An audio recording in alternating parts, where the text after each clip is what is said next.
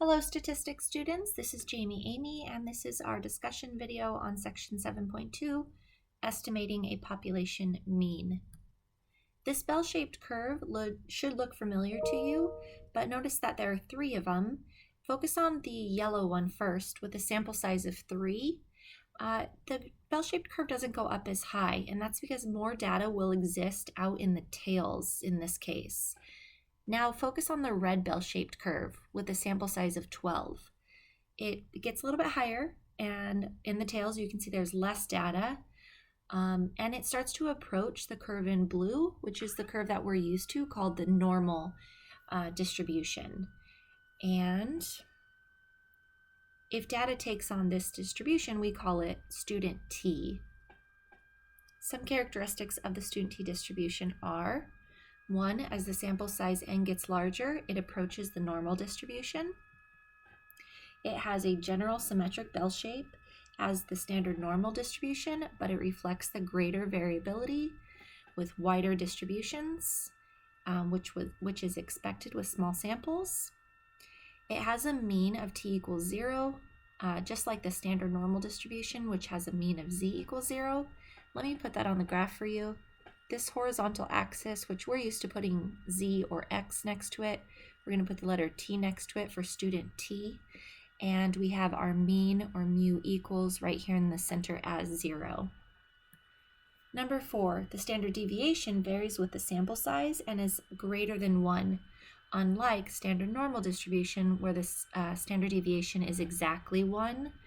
So if I put these 3 tick marks, 1, 2, 3, we're used to thinking go 1, 2, 3 standard deviations below the mean, and each one has a distance of 1. But in this case, with the student T distribution, that standard deviation is a little greater than 1. But you can notice, or hopefully you'll notice, that as your sample size increases, these two curves, the yellow and red one, for example, will approach the blue curve, which does have a standard deviation of 1. Fifth thing, this t sub alpha over 2, you've seen something similar when you saw z sub alpha over 2. It's the same thing as z sub alpha over 2, except for the student t distribution, in that it is the critical t value separating an area of alpha sub 2 in the right tail of the distribution. Let me graph that for you. If I was to cut off each of the tails, so we have an area over here and an area over here, which are the same. Then right here we have our t sub alpha over 2, and over here is the corresponding negative t sub alpha over 2. So it is those values on the horizontal axis. A program that we will be able to use to find t sub alpha over 2 is called inverse t. It should look a little familiar because you worked with the program called inverse norm before, which makes sense because inverse norm was all about standard normal distribution, or the z-axis, z-scores, but now we're talking t distribution. So they named the program inverse t, and it requires 2 inputs. First, it requires the area to the left of whichever critical value you're looking for, and then it also requires the degree of freedom. Okay, so I want to do an example here. Let's say we're looking for this t sub alpha over 2 right there, okay? So we hit second, distribution, we find the program called inverse t. Now we need to enter the area to the left. Okay, so let's get a specific example up here. Let's say that we have 0.95 confidence level, so that goes in between the two tails. That leaves us with 0.025 in that tail there, and another 0.025 in this tail here. So if you're looking for this critical value, if you're looking for t sub alpha over 2, you would have to enter the area to the left of that. Well, the area to the left of that, I'll highlight in blue, is not only this 0.95, it goes further than that. It's the 0.95 plus this 0.025. So for this example, to find t sub alpha over 2, you would have to use an area to the left of 0.95 plus another 0.025, which is 0.975. The next input they want from us are the degrees of freedom. And degrees of freedom are equal to n less 1. So let's say in this example, we're talking about n equals 12. That would mean that your degrees of freedom equals 12 minus 1, which is 11. So you would enter an 11 right here. Let's just practice typing that in. So if you haven't picked up your TI yet, do so right now. I'm doing this with you. Hit second, hit distribution, scroll down to the program called Inverse T. First request for an input is area, so put 0.975. Second request is DF for degrees of freedom, so that would be 12 minus 1, or 11. Paste that, run that program, and if you run it correctly, you'll find that your t sub alpha over 2, right there, is equal to 2.20, just going to 2 decimal places. All right, so that program will be used whenever you need to find t sub alpha over 2. Now, to estimate a population mean, you're going to have to choose between z and t. So before it was easy because the questions were all about proportions. And if a question is about proportions, you choose z. That's all there is to it. But we're changing this up now. In this section, we're going to have questions about means. And questions about means can take on the z or the t distribution. So you're going to find yourself going, well, which one am I supposed to use right now, z or t? This flow chart right below here, I want you to refer back to it if you're ever asking yourself that question. It'll walk you through the process. So how to decide between z and t? Question number 1 is sigma known? Please note that sigma is the population standard deviation, not the sample standard deviation. Okay, so if the answer is yes, sigma is known, you head this way. And if your population is normally distributed, yes, then you're going to end up using z. All right, let's say you know sigma, but your population is not normally distributed, so now you're headed this way.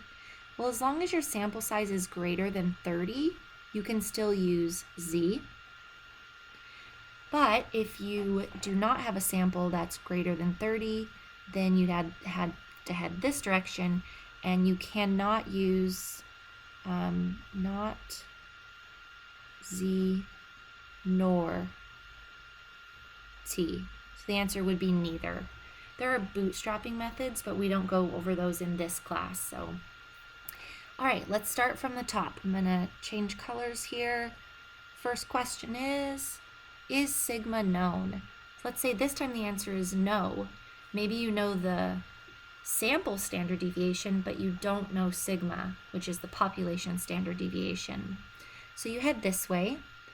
Well, if your population is normally distributed, then you head over here and you can use student t distribution. Maybe it's not normally distributed, but as long as your sample size is greater than 30, then you can use t distribution. But if your sample size isn't even greater than 30, then you can't use z or t. So I'll write not z or t. All right, and so that is the thought process, the flow chart that you'll have to go through sometimes to decide between z and t. Okay, to construct a confidence interval for a mean, so this right here is mu, you'll have to verify that the requirements are satisfied. and then you're going to check on sigma. If you can find, if sigma is not known, then you're going to be thinking student T distribution. So you'll evaluate your margin of error by, you can get this right here from running inverse T. This right here is your sample standard deviation divided by the square root of your sample size using n-1 for your degrees of freedom. Then you would take that margin of error, you would add and subtract it to and from x bar to get your lower confidence limit and your upper confidence limit. The program we're going to use that does that for us is called T-interval. Okay, second case scenario, if sigma is known. If sigma is known, you're not thinking T, you should be thinking Z. So you'll find your margin of error by, you can run inverse norm to find Z sub alpha over 2, multiply that by the population standard deviation divided by the square root of the sample size. Once you get that margin of error, you will add and subtract it to and from x bar to get your lower and your upper confidence limits. And the program that's going to assist us in that is called Z-interval. All right, there's something I would like to highlight right now that is very important. Save you a lot of time and headache if you understand this now rather than later. T-interval and Z-interval are only used if your problem is about means.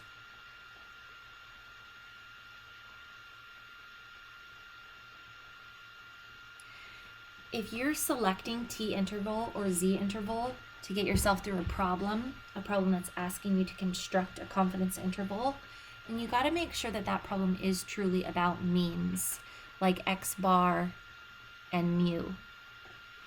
If the problem, on the other hand, is about proportions, you should not be selecting T-interval or Z-interval. If the problem is about proportions, you're going to want to think one prop Z-interval. And it makes sense because it's got the word prop right there for proportions, or percentages if that helps you think about it.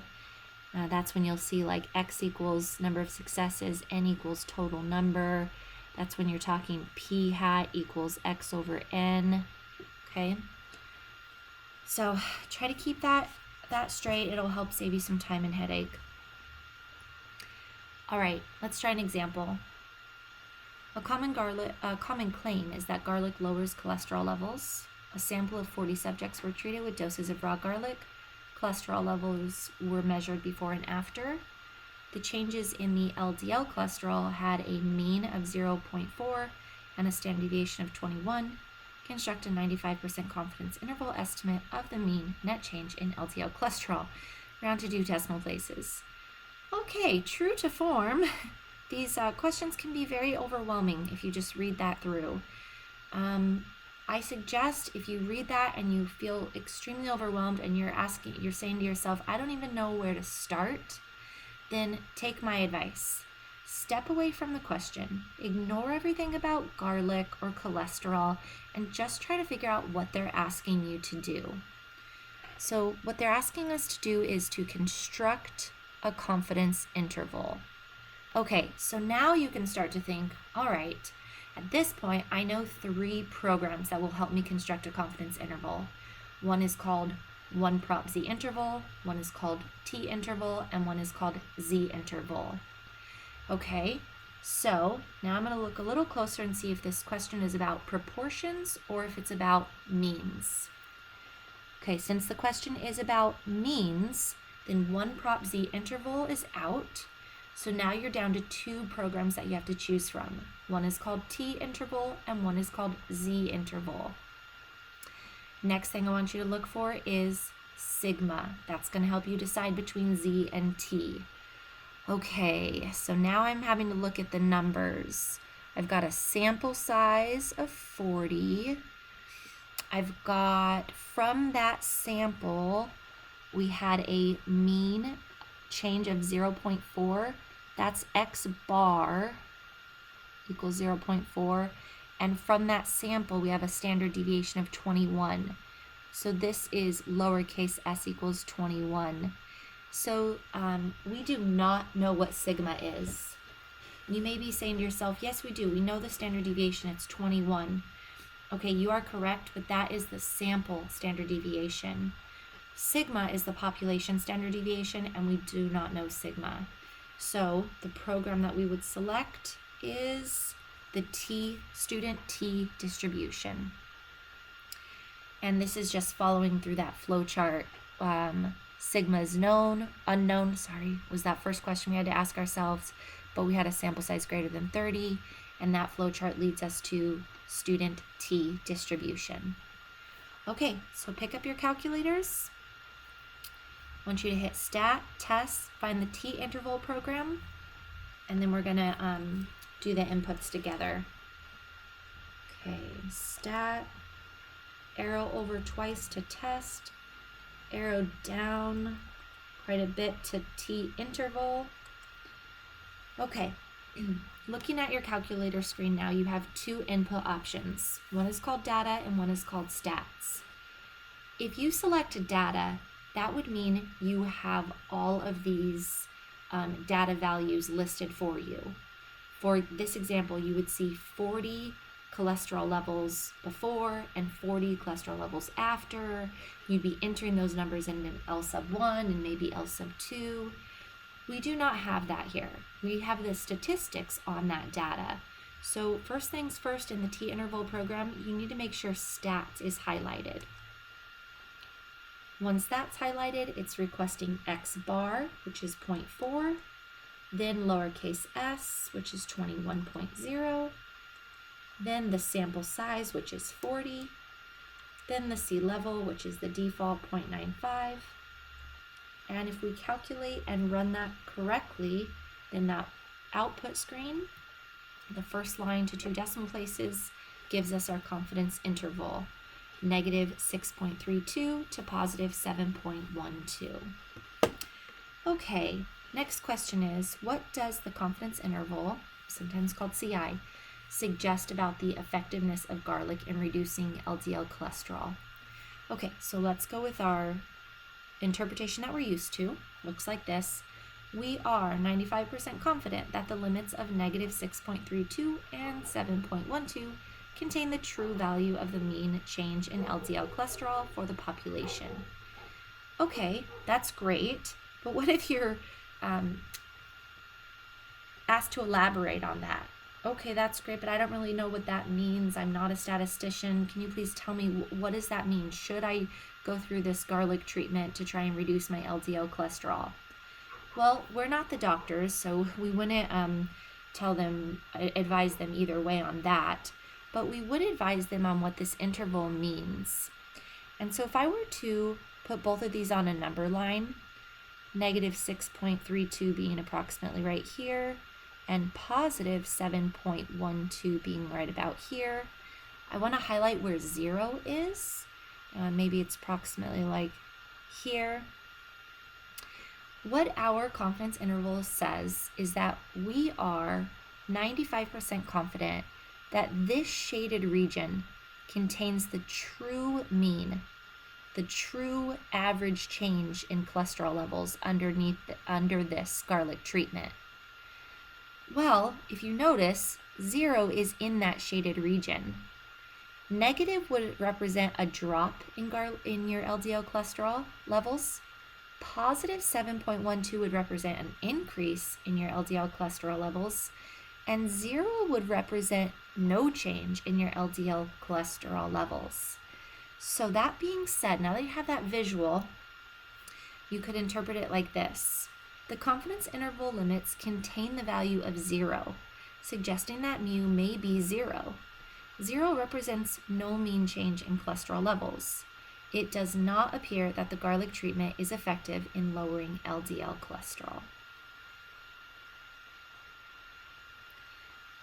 Here's another example. I would like you to pause this video, read that through, and see how far you can get.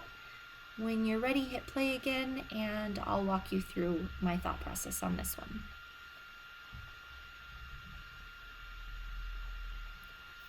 Okay, welcome back. The way I get myself through this question is by focusing on what it is they want me to do first. And this question is asking us to, oh, it's not even up there yet. Here we go. It's asking us part A, find the best point estimate of the mean weight of the population of all men. If you need to repause this video and work on those A, B, and C parts now, please do. Okay, welcome back. Part A, the best point estimate for the mean weight of the population of all men. Well, from our sample of 40, we got a mean weight, or X bar, of 172.55. If they're asking us, what's your best guess, then we have no reason to differ from that 172.55. So our best point estimate is 172.55 pounds. Part B wants us to construct a confidence interval. Okay, when I read this at this point in the class, 3 things, either I visually pull them up in like my photographic memory, or I jot them down, and they are 1 prop Z interval, T interval, and Z interval. Well, this question is about means, so 1 prop Z interval is out. Now, if I look for sigma, that'll help me decide between Z and T, and sure enough, sigma is right there, so we are going to use Z interval. If you're questioning how I made the decision between Z interval, contrary to T interval, please refer back to that flow chart a few slides back. Okay, so pick up my TI, I hit stat, over 2 arrows to test, scroll down to Z interval. I'm running this off of stats. I do not have the data. If you have the data, it will be very obvious. It'll be a list of 40 males' weights. Okay, standard deviation of 26. X bar is 172.55. Sample size is 40. Confidence level is the default, 0.95. And if we calculate and run that, then the first line on your output screen will give you your confidence interval, 164.49 pounds being the lower limit, and 180.61 pounds being the upper limit. So we are saying that we are 95% confident that the limits of 164.49 pounds and 180.61 pounds contain the true mean weight of all men. Okay, part C, what do the results suggest about the mean weight of 166.3 pounds that we used to determine safe passenger capacity of water vessels in 1960? That's very interesting because 166.3 pounds is in our interval. Let me give you a visual on what I mean by that. I graphed the lower limit, I graphed the upper limit,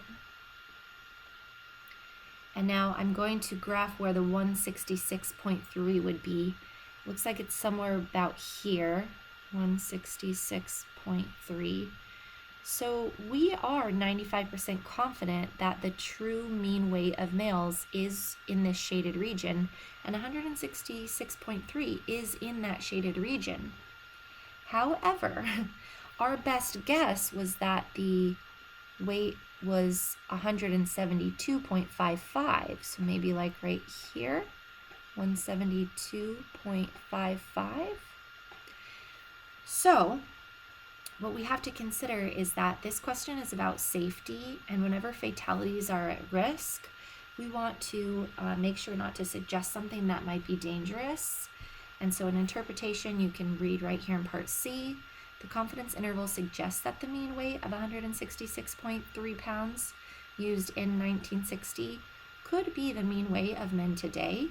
However, the best point estimate of 172.55 pounds and this upper limit that we have 180.61 pounds suggests that the mean weight of men could be considerably greater than it was in 1960.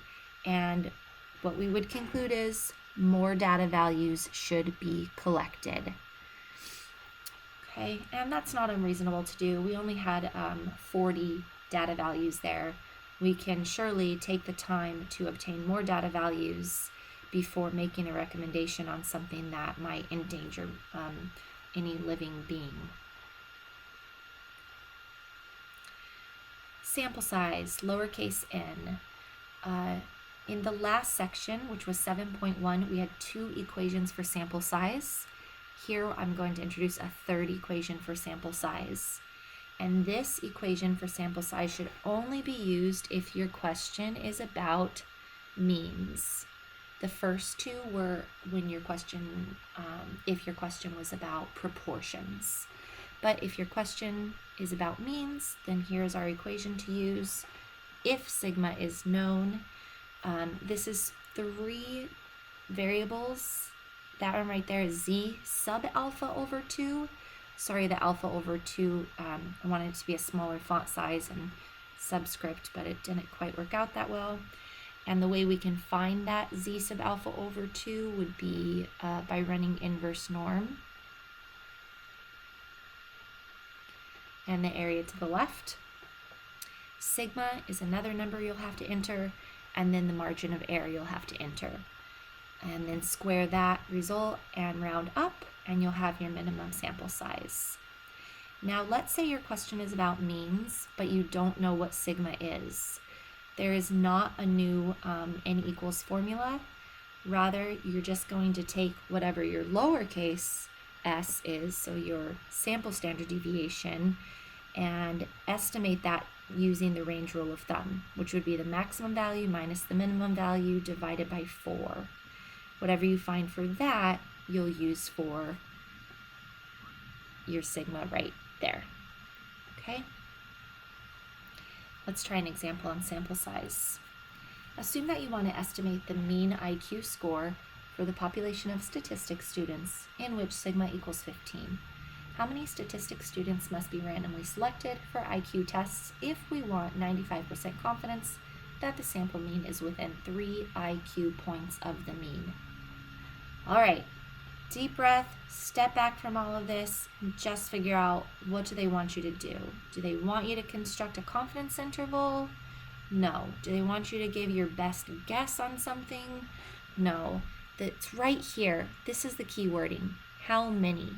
When you see how many, you should think n equals question mark. Okay, next thing you want to check is, well, I have 3 different n equals formulas, so which one am I supposed to use?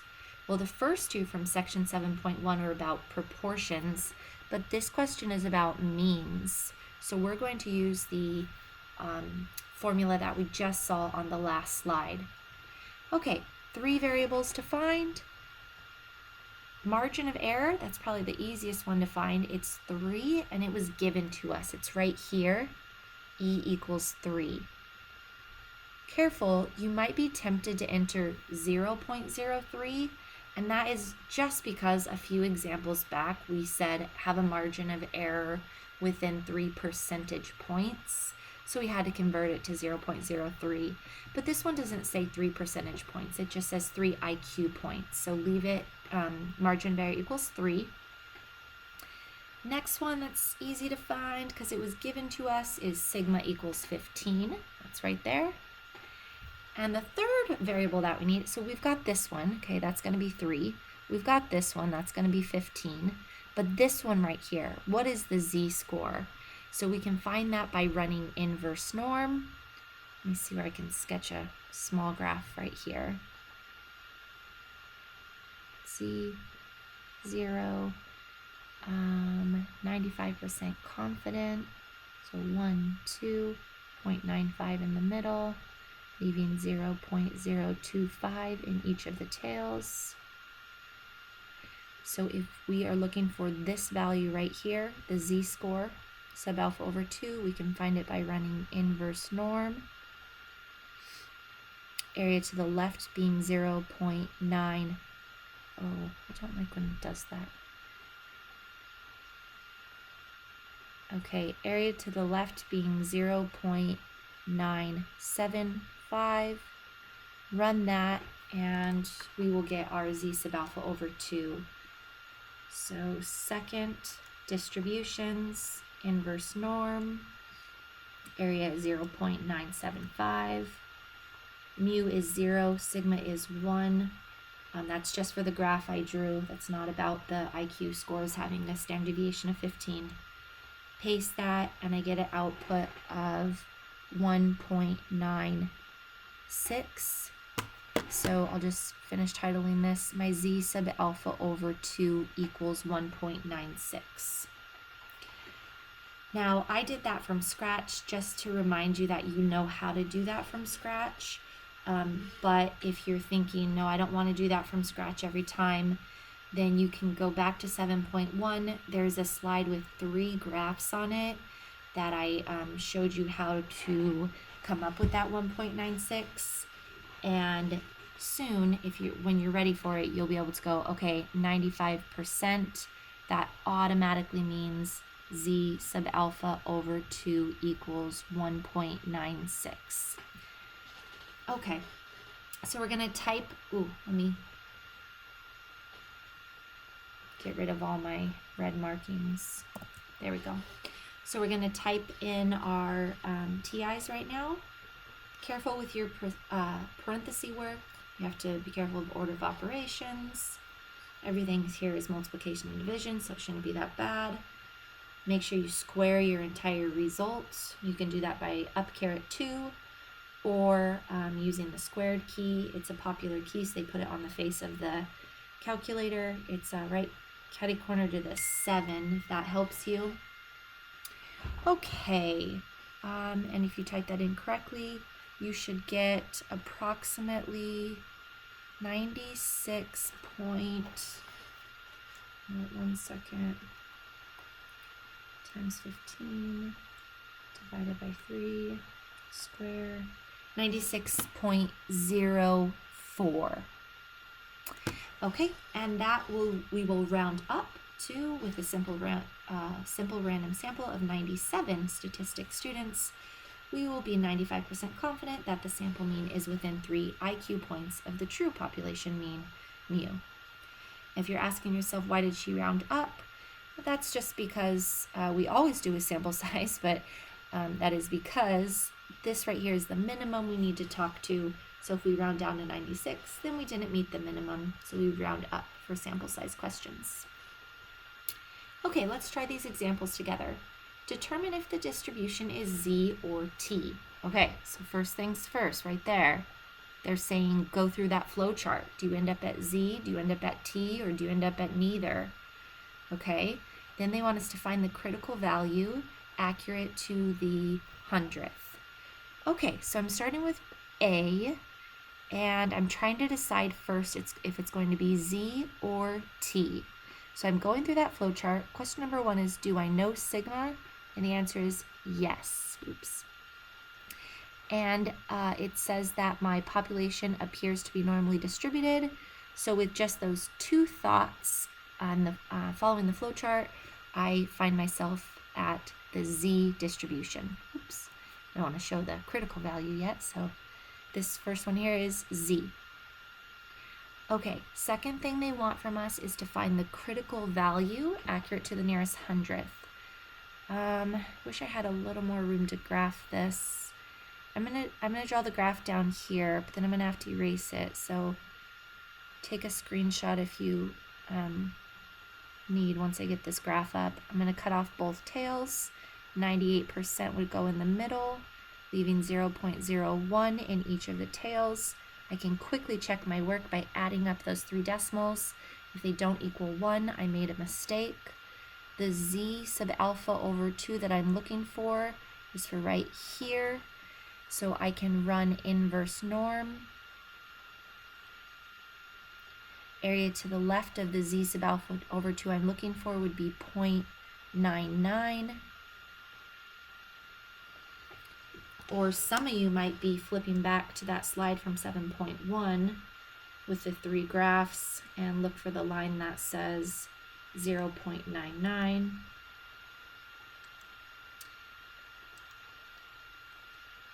And our Z sub alpha over 2 would equal 2.33 if I round up. So Z sub alpha over 2 equals 2.33, which is always true if you have 98%. Oh, you couldn't have looked back at that table from 7.1 because that table only did 3 examples. They were 90%, 95%, and 99%. So yes, you actually need to run that inverse norm program there. I had to erase all the red, but I'll write it right here. Where we got that result from was inverse norm 0.99.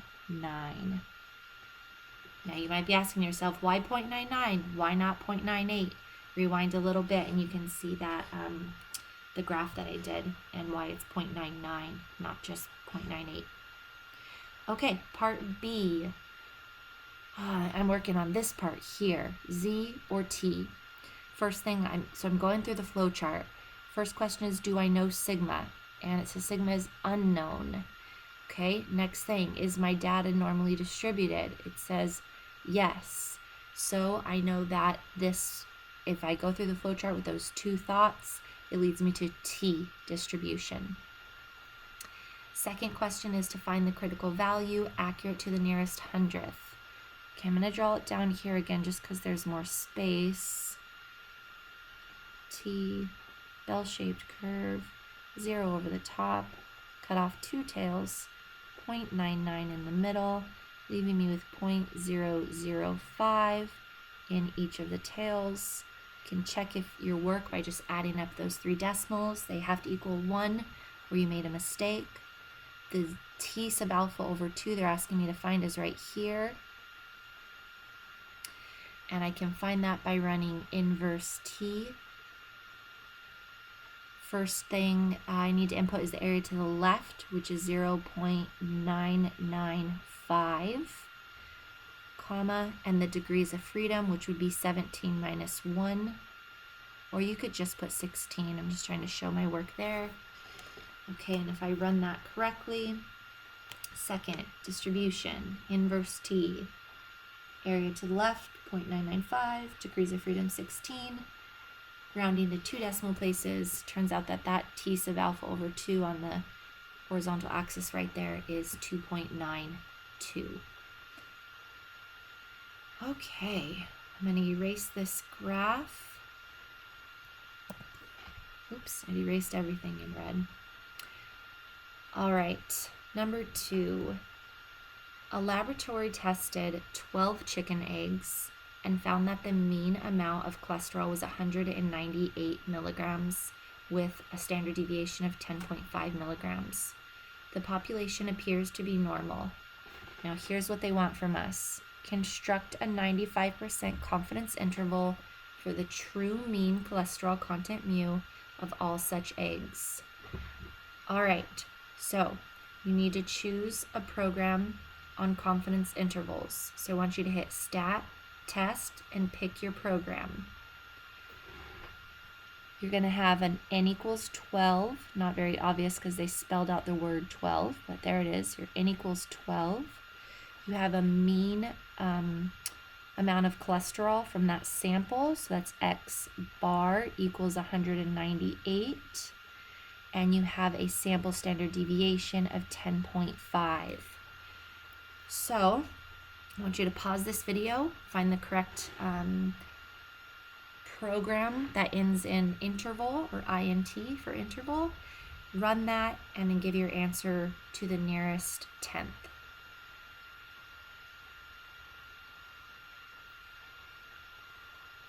Welcome back. If you did that correctly, you chose the T distribution, which means you're using the T interval program. So stat test T interval, running that gives you a lower confidence limit of 191.3 and an upper of 204.7. Okay, number 3, a laboratory tested 73 chicken eggs this time, found the mean amount of cholesterol to be 230 milligrams. So we've got our N equals 73, we've got our X bar equals 230, and then this time they made a change on us. Okay, I can see why number 2 is followed by number 3. They're testing us. Number 2, they said S equals 10.5. That means the sample standard deviation is 10.5. But number 3 says sigma equals 17.4. So this is the population standard deviation equals 17.4. I'll give you a hint. You are going to have to use a different program than you used in number 2. Okay, so pause this video now, find your correct program, do your inputs, and run your program, C levels 95%, and write your answer to the nearest milligram. So no decimal places. Okay, go ahead. Welcome back, and if you chose Z distribution, that is correct because we know what sigma is. So stat test Z interval, inputting the 73, the 230, the 0.95, and that would give us a lower interval limit of 226 and an upper of 234.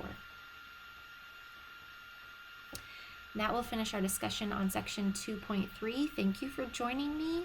Our next video will be on section 7.3, and I will see you then.